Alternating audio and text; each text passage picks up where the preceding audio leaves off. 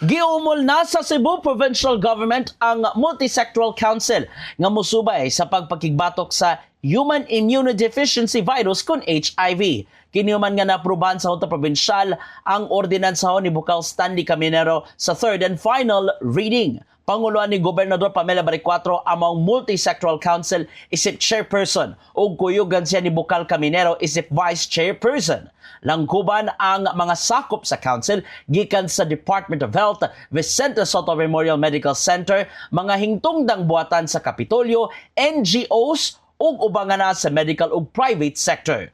Tungod nini, mugahin ang Kapitolyo og 1.1 million pesos gikan sa Gender and Development Fund aron gamiton sa paghimo og mga polisiya ug hayan mapakusgan pa ang kampanya Batok HIV. Gikan kini sa pagpasabot bahin sa epekto sa mga virus sa lawas ngadto sa publiko hangtod na sa monitoring sa mga na-infect ni ini.